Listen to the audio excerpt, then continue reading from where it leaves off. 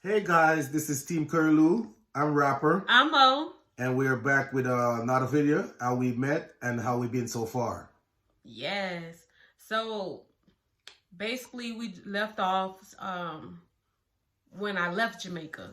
I was there for like 5 days, and when I left, I felt like I was in love, and I knew him for a long time. Um, as I mentioned before, he was a gentleman. He made me feel safe. How you felt when I left? Well, so when Mo left, I feel like an empty stomach.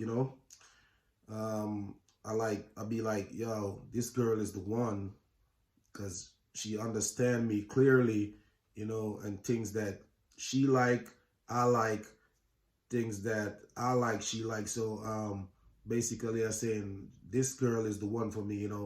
So the moment when she left, it kind of get me down and stuff. I really did want to see her again.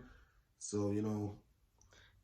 And like when I got on that plane, it was just like, oh my God, I didn't want to leave. I started crying because it felt like I knew him forever. Like as I mentioned when I first, getting ready to come out there, when we talk on the phone to sun up to sun down, when he don't have to, play at parties, it's like we knew each other for a long time. It's like our soul matched each other. It's like it was God sent and meant because how well we connected and how well we get along.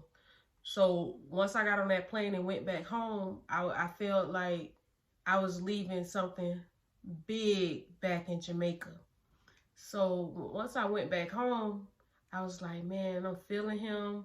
I think he's the one. And I started be on the phone like hours talking to her. I talked to her on the phone until I fell asleep.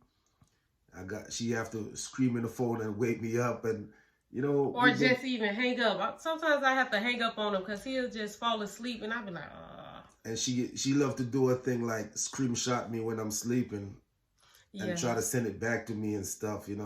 Like, hey, babe, you fell asleep on me last night. I know he be tired, but and I love the fact that he made time for me. One thing about a long distance relationship, you have to make time for each other. It made me feel like I was always there with him because he always made time for me. When I called, it like every time I called, he'd pick up. And he made time. Time. It's important in a long distance relationship. The time is very important. Um, so let me fast forward. I was like, hey, I was like, man, I'm feeling you. I think we should take it to the next level. When I come back out there, I think we should get married. At the moment when she asked me that, she asked me with a look on her face, think I'm gonna say I'm not ready. But knowing I'm not that young anymore.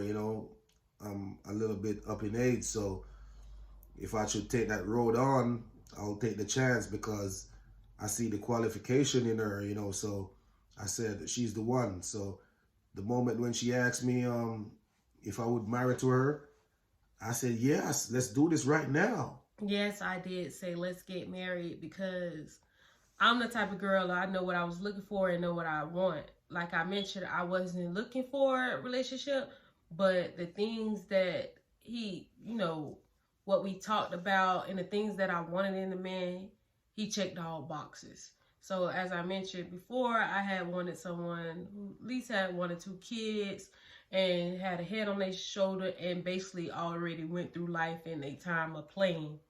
Um, so as I mentioned, he checked all the boxes for me. And then after that, whoops, she planned another trip. She tried to get all the clothes and stuff for you to get married, the rings and stuff. She packed her suitcases and stuff, and she once again take a trip out to Jamaica again. So basically, he did initially wanted to get the rings, but I was like, no, I'm in the States. I'm gonna go ahead and get get some stuff and bring it out there. If you thinking, did he propose? No, it ain't. I already knew what I want. I didn't want him to propose like the old fashioned way. I came out there and I was like, this is what we're going to do. And I know what I want. And I want to go ahead and start building the family so we can take care of our kids, so we can leave something for our kids. So fast forward, me coming out there, I had got a dress. I had got him a tuxedo, well, suit, the rings prepared. And yes, the second time I went out there, I already knew what I want, and we was getting married. To let y'all know, fast forward a little ahead, 3 years later, we've been married 2 years together. A year before we got married, so we've been married 2 years, and now we are going on our 3rd year in March. But we knew what we wanted, so when I went back to Jamaica, I stayed for like 2 weeks and a couple days. 2 weeks and a couple days, for real. When I came back, it was pandemic time, so we had got married. The country was getting ready to shut down, but we had went and got married. We went to the pastor house. We got married, just me, his mom, one of his friends, and my son. His other sons was actually in school because it was a school day. So we went ahead and got married. His mom was there, as I mentioned. We took some videos. I felt happy. I felt like I made the right decision. As I mentioned, he always made me feel safe. I can't, hit that word safe enough. I felt very safe with him. When we got married, I met his mom, his friends, his kids at this time. My dad. Yes, he looked like his dad a little. But he looked more like his mom. But yeah, I met his family. Everybody welcomed me into their life with open arms, and I felt comfortable. It didn't feel like it was forced or fake. His family is real nice people. I love them to death. I do anything for them. So I was welcome to the family with open arms, and I love the feeling. Every time I come there, they make me feel at home. Now we are married, and at this time, how long? I think we was together at this time. I met him in July, came out there at the end of August.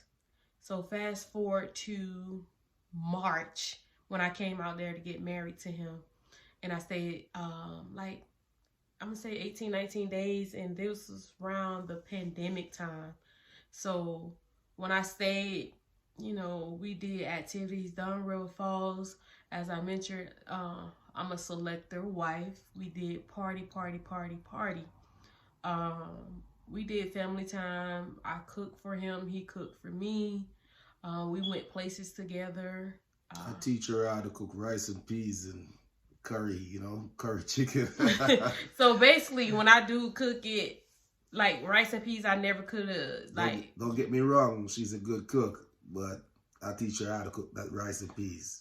When I try to make rice and peas, it normally come out gummy because I end up putting too much water in the rice, or too much peas. He showed me how to do it, and I mastered that like master chef.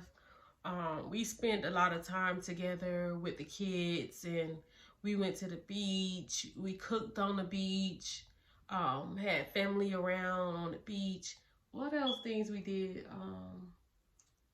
A lot of stuff. We try to tour the island, Yes, we tried. Basically, we do a lot of partying because through the fact I'm a selector, so I always have party 3-4 times for the week. And when I come out to Jamaica, I want to party because it's my vacation time. So it was just like, it was a plus for me. I wanted to find somebody who would want to have fun and be a gentleman at the same time. Don't get me wrong, in long distance relationship, I used to pick fights with him because I felt like, I'm jumping out of topic a little bit. I just want to throw this in there. Me being at home and being in a long distance relationship, my love language to him is, well, sometimes I end up arguing with him because I miss him. So I'd be like, hey, why you didn't answer the phone on time? Are you cheating? It was just that, I was comfortable with him. I was comfortable. I know him at this time, but me, when I miss him, I didn't know how to tell him that I miss him. So I was like, what you out there doing? You out there with your girlfriend? I used to pick at him like that, but he always used to reassure me that everything is okay. And that was just my love language. I didn't know how to say I miss you, so I was like, hey, what you out there doing? What you doing on me? You cheating? Why you answer the phone? And he could be at a party, and if he's a selector, he's not gonna answer the phone. And I knew he was at a party because I could look on his status on WhatsApp, and it'll show me that he had a party. And it's just that my love language, when I miss him, I didn't know how to tell him I miss him. I was just like, oh, you must be out there with your little girlfriend. You ain't answering the phone for me. And, just trying to pick a fight with him. But he didn't let it get to him because he eventually caught on what I was doing. So it ain't never get to him. But, it's just the long distance. You have to make it work because it's real hard. Long distance is hard. You got to make it work. A lot of people ask the question, how we do it, but I guess when you love someone, you gotta hang on, because in this world is not much loyal people you got right now. So when you really met someone that fit your style or fit whatever you wanted, well, you gotta go for it, So that's what we do, and get ourselves together. And we basically made it work, and it wasn't nothing we was doing was forced. Like I feel like it was like a match, because I prayed to the Most High for somebody who can fit me and who can tolerate me. I'm an easygoing person. I'm not hard to live with. Not hard to be satisfied. Little things make me happy. And the little things that he did, like the good mornings, the, babe, what you doing, the calling, he was consistent. That's one thing I can say, he was consistent. He called me more than I called him. It's just like he was always calling, making sure I was okay. And, trying to stay on top of things, and it was genuine. Like, I can really say he did his part and I did mine, and by him being so consistent, it made me love him even more, and he was showing me that this is what he want. And sometimes I was like when we first got together, I was kind of insecure, not knowing what I'm going into. Is he really like a big girl or what? And he embraced this big girl. Like, babe, I love you. I love all that fatness. He used to grab my rolls. Like, I love this. And, he always reassured me that this is what he want. No, she really do. Sure, no, I love that fatness, because where we live right now in the state is so cold. And if you don't got a big girl in laying with the bed with, oh, you freeze to death, I'm telling you. So she really know that I really love this fat girl right here. And like I mentioned, it was like, it wasn't no hiding me from no one. Like social media, he didn't care. He put me on social media. This is my girl. This is my wife. I love her. It was nothing hidden at all. So, and another thing, what made me even trust him even more, and let me get to this part. Like, when I did come out there, I did search his phone and try to be like, what he doing. I creep around the bed, search his phone just to see what he was doing. Yeah, it was clean. But it was just that I wanted to see what he was doing while I wasn't here. Who knows? He could have cleaned up the phone. Who knows? But never. That's a woman thing, right? A woman always try to search a man's phone. I never had a woman like approach me in any kind of way. Yeah, that's my man. leave him alone or nothing like that. Like face to face. I never had that, so that was a good feeling for me.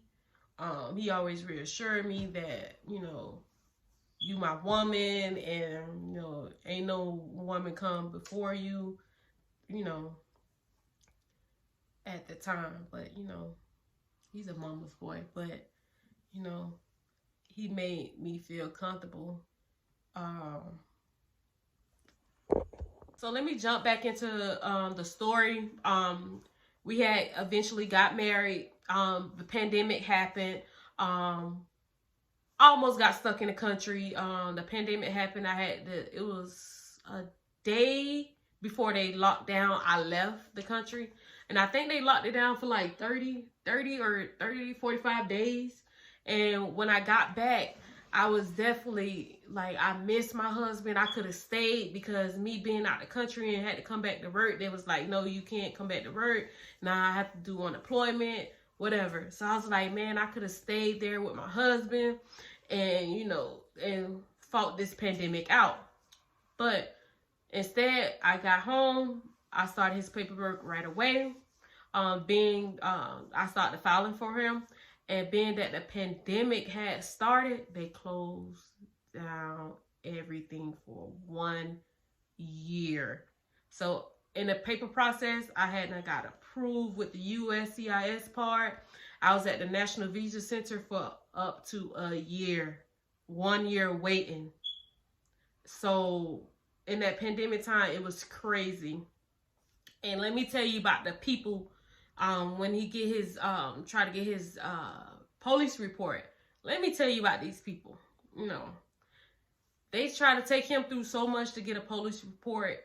It's like they try to hold you down, but we didn't let that stop us. We got that police report, and you can see he's here now. Basically, we go to the police report place to get a police report. I get the first one, and then after the embassy require another one. Well, we thought it expired, and which it didn't.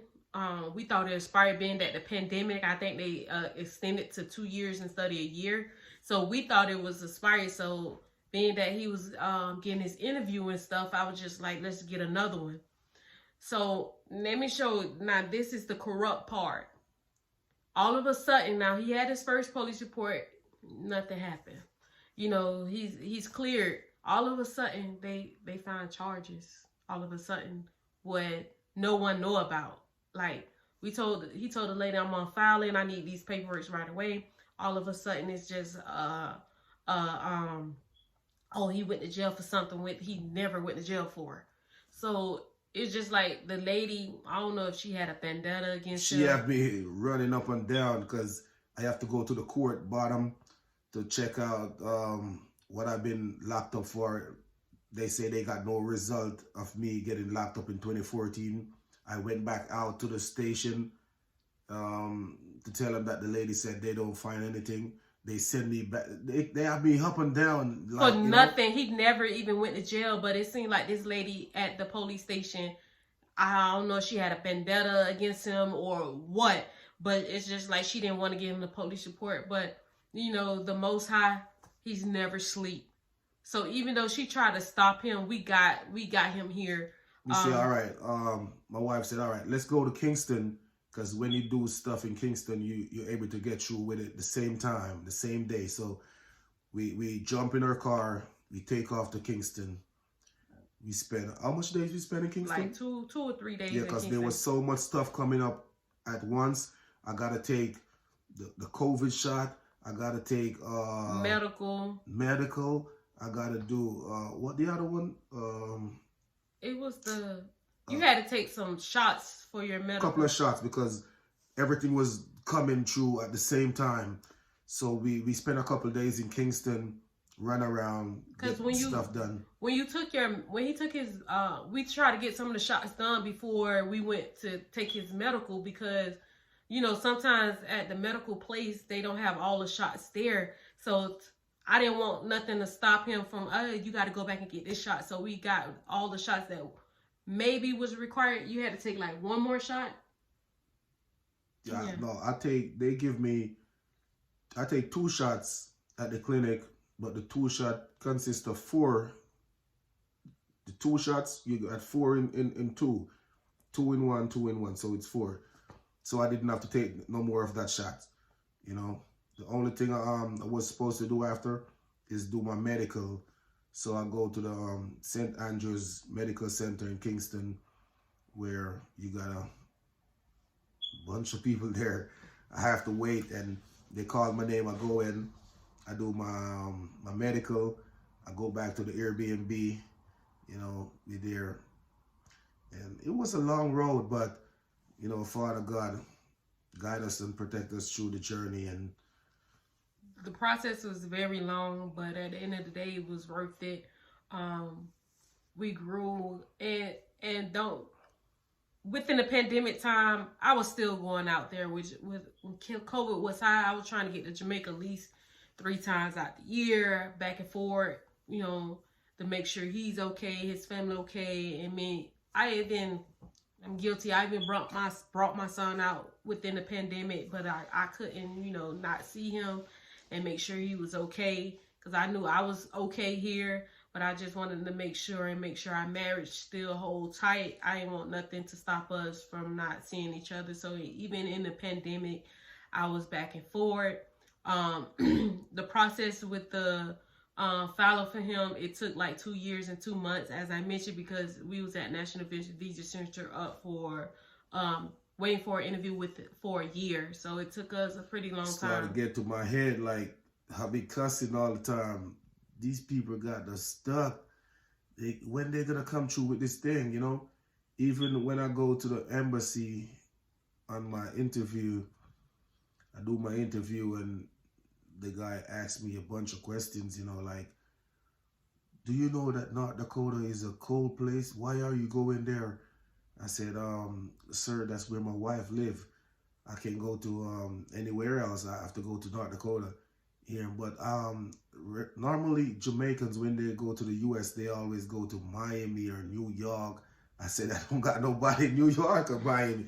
You know, he take my passport and a few documents and stuff. So, you know, when they took your passport, you know that you got a chance of getting your visa. You know, so I'll go in there like it was 1:30. Yeah. And he was out pretty quick. I was so nervous because he went in 1:30 and he was out like 5 minutes to 2. And I'm like, what? Yeah, it didn't took that long because. So it didn't take that long for him to do his interview. Once he did his interview, he was out probably like 5 minutes to 2. At that time I was there in Jamaica, but I was outside waiting on him while he did his interview. So my plan was to come to Jamaica and try to stay until he can come back with me. But it's some other paperwork we did have to upload so he can be issued. And I went ahead and uploaded those paperworks, and it's basically, if you don't bug the embassy with emails, they'll take their time. So what I did was, like, I emailed them, hey, I updated these papers. Please check on it so my husband can get issued. So I did that. I emailed these people 80 times, and I can literally tell you that the person that responds, like, hey, this woman did email us 80 times. Yes, you heard me, 80 times. Can you update her status and tell me if she will be issued, or do she need to do something else? So the next, when I say is, it went to administrative processing, and when it go to administrative processing, that means you got it. And then the next couple of days, because I think it was actually a Friday, he was issued on Tuesday. So, you know, you really have to email these people and let them know that, hey, you need to get on your job so they can do it, or you will be waiting forever. So fast forward, he did get issued. I had to leave Jamaica because I had to get back to work. I couldn't hold off anymore. I was out there like almost a month. This part is a nice part right here. I was almost a month waiting on him to come out, come back with me, but I couldn't hold on anymore. I had to go back to work. So he finally got issued, thank God. Thank I to the was Most High. so excited. They asked, how do you want to receive it? If you want to pick it up at Kingston or you want to send it to Montego Bay. I was so excited. I'd be like, I just want to pick it up, you know. So I jump in a car, zoops, that highway, the toll road. I even making videos on the toll, going up, singing, you know.